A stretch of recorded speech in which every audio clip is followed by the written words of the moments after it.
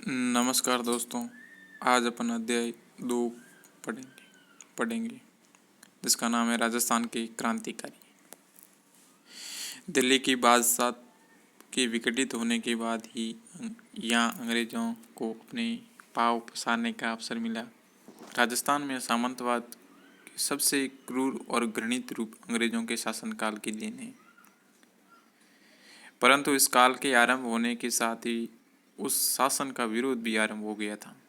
यानी सबसे ज़्यादा क्रूर और घृणित जो यातनाएं दी गई हैं वह राजस्थान में अंग्रेजों के शासनकाल में दी गई हैं। इस दौर की अनेक साम्राज्य विरोधी कविताओं का संबंध भरतपुर से है। मराठा सरदार होलकर ने यहाँ शरण ली थी।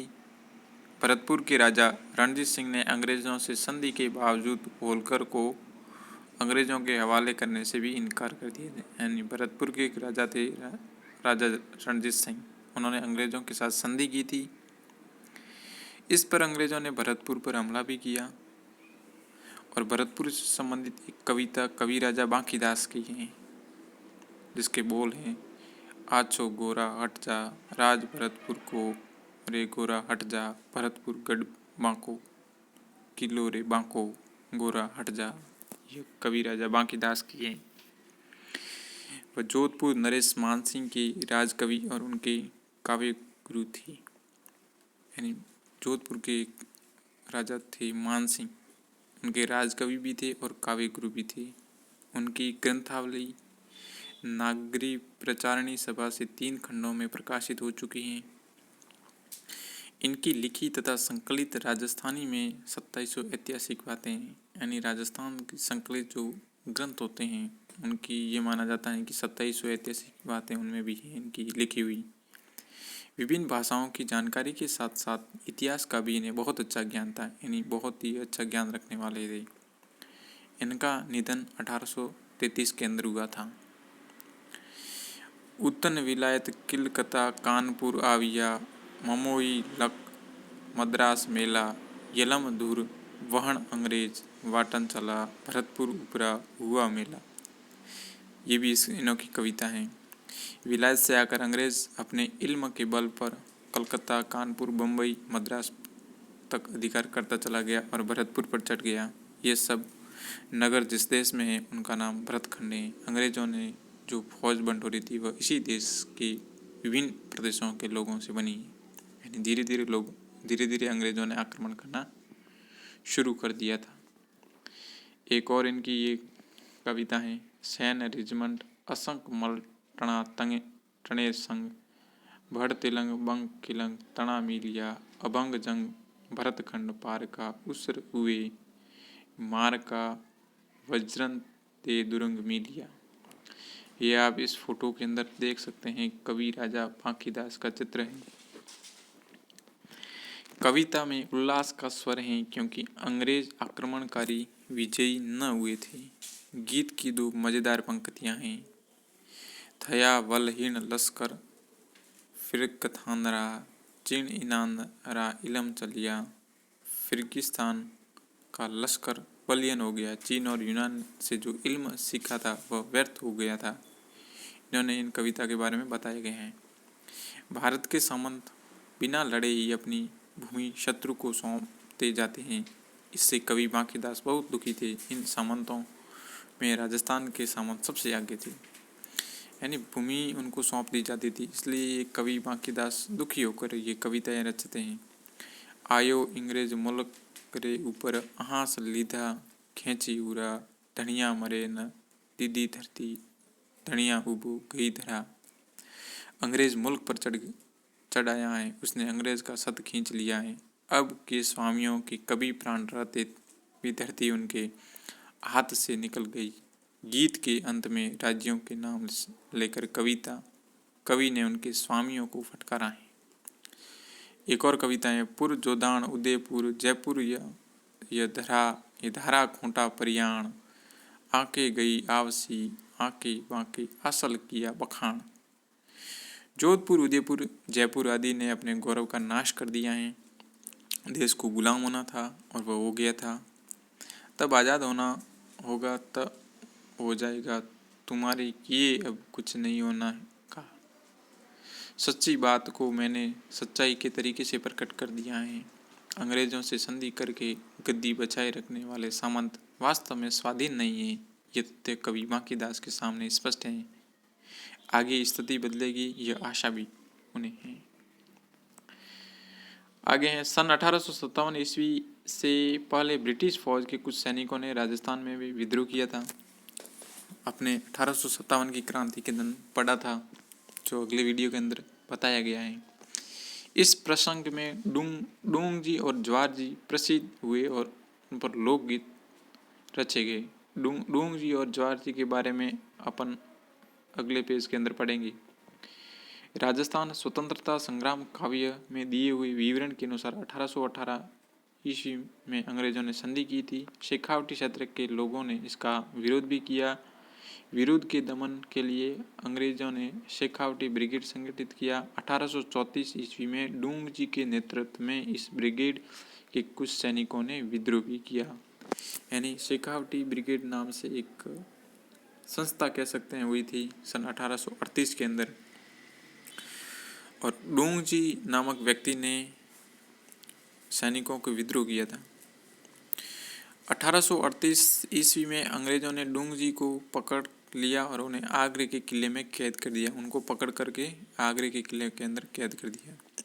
ज्वार जी ने अपने सहयोगी को लेकर किले पर हमला किया और डूंग जी को छुड़ा लिया। यानी ज्वार जी जो कि उनके डूंग जी के साथ में थे, उनको उस किले पर हमला करके डूंग जी को भी छुड़ा दिया। वहाँ से निकलकर इन्होंने नसीराबाद की छावनी पर हमला किया और अंग्रेजों का खजाना लूट लिया। इन्होंने वापस ये काम स्टार्ट कर दिया, नसीराबाद के अंदर अंग्रेजों का खजाना लूटना, उनको परेशान करना, उनको यहाँ से भगाना राजस्थान से। इससे उनके साहस और शौर्य की गाथा सर्वत्र फैल गई। उनके अदम्य साहस और शौर्य की गाथा जगह जगह फैलने लगी। अनेक समकालीन कवियों ने उन पर अनेक कविताएं भी लिखी, यानी बहुत सारे कवि भी हुए, उन्होंने उन पर कविता भी लिखी। लोक में उनसे संबंधित गाथा जो छावनी के नाम से प्रसिद्ध हैं गाई जाने लगी। अंग्रेजों के विरुद्ध वीरतापूर्ण कार्यों के प्रति प्रेरित होकर जो लोक कविता रची गई, वह इस तरह राजस्थान की जनता के नव जागरण का माध्यम बनी। 1857 ईस्वी का स्वागत कवि सूर्यमल या इसको सूरजमल ने भी कहा है। इन्होंने एक कविता लिखी है। बीरम वर्षा बीतियो गण चौसन गुणीस, बिसर तीर्थ गुरु जेठ बद समय पलट शीश। ये महाकवि सूर्यमल मिश्रण की फोटो हैं। आगे हिंदुस्तान में अब कुछ परिवर्तन हो, अब कुछ उथल फुथल हो, इसी आशा आकांक्षा में संवत 1914 का एक वर्ष तो मानव युग के समान लंबा होकर आखिर बीत गया। पर नए साल के आरंभ होते ही जेठ बदी 5वें व गुरुवार के दिन सन 1857 समय रूपी विषधर नाग ने अंग्रेजों की देह में अपने जहरीले दांत गड़ाकर एकदम पलटा खाया। जेठ में न तो संवत 1914 ईस्वी समाप्त हो सकता, न 1857 ईस्वी आरंभ हो सकता। संभवतः जेठ बदी पंचमी वह दिन है जब युद्ध आरंभ हुआ था, यानी उसी दिन आरंभ हुआ था।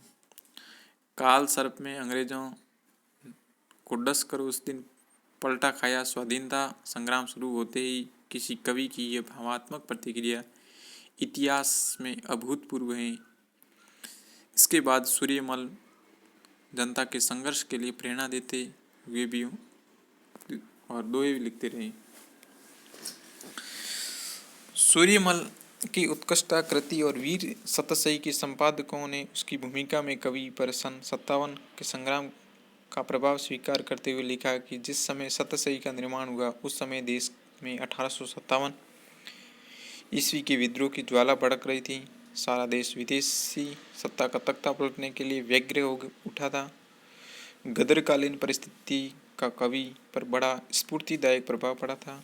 लोगों की प्रेरणा देने के लिए जो कुछ उन्हें लिखा पढ़ी की वह सब तात्कालिक परिस्थितियों के दबाव के कारण पोशीदा रूप में हुई। सूर्यमल मिश्रण स्वाधीनता संग्राम से प्रभावित होने वाले साहित्यकार के अलावा उसके राजनीतिक संगठनकर्ता भी थे। सन 57 में बड़े सामंतों ने आमतौर पर से अंग्रेजों का साथ दिया, छोटे सामंतों ने जनता का साथ दिया, छोटे बड़े दोनों ने साथ दिया। देसी पलटनों के विद्रोही सैनिकों ने इन सामंतों के साथ लेकर अंग्रेजों से युद्ध भी किया। ये विशेषता आउवा के युद्ध में साफ दिखाई देती है। आउवा के संघर्ष पर रचे जाते हैं, ये स्वाभाविक था। एक गीत यूं शुरू हुआ। आउवा के बारे में अपने 1857 की क्रांति के अंदर वीडियो के अंदर पढ़ा था। वणिया वाणी गोचर माए कालो गो दड़ियो गो, राजा री रे भेजो तो फिरंगी लड़ियो ओ, काली टोपी रो ए हो काली टोपी रो, फिरंगी फैलाव किदो ओ, काली टोपी रो। ये गीत के कुछ बोल हैं। आउवे की धरती पर फिरंगी का धमका उसको बाहर खदेड़ने के लिए गांव की कोचर में काले सिपाही डटे हुए हैं। फिरंगी का पक्ष लेकर उसके साथ हमारा राजा भी चढ़ आया है। गोरी दे वाला यह फिरंगी निरंतर फैलाव करता जा रहा है। ऐसे ही कवि गिरफ्तार थे। इन्हीं की तरह एक कवि हुआ करते थे राजस्थान के अंदर, गिरफ्तार। इन्होंने आहुआ के युद्ध पर 3 छपे लिखे थे और पहली पंक्ति के बोल हैं, बढ़ती शब्द बरस पड़े इलबेद अपना अपाए। यहाँ सन 1857 ईस्वी में धरती पर जो उथल पुथल हुई उसकी ओर संकेत है। अंतिम पंक्ति है, आज़ाद हिंद करवा उमंग निडर आहुआ नाथ रे। यहाँ कवि ने बड़ी सूझबूझ से आहुआ के स्थानीय संघर्ष को सारे भारत की आज़ादी की लड़ाई से जोड़ा है। बंग भंग के बाद स्वदेशी आंदोलन ने जोर पकड़ा। उसके साथ ही सशस्त्र क्रांति के प्रयास आरंभ हुए। ये प्रयास राजस्थान में भी हुए। इनकी विशेषता ये है कि वे आरंभ से ही समाज सुधार और शिक्षा प्रचार से जुड़े रहे। क्रमशः उन्होंने किसान को आधार बनाकर जन आंदोलन का रूप लिया। यद्यपि उनका सत्र सीमित था, फिर भी उन्होंने देश के सामने मिसाल रखी। आज अपन इस वीडियो के अंदर इतना ही पढ़ेंगे। नेक्स्ट वीडियो जल्दी अपलोड होगा। धन्यवाद।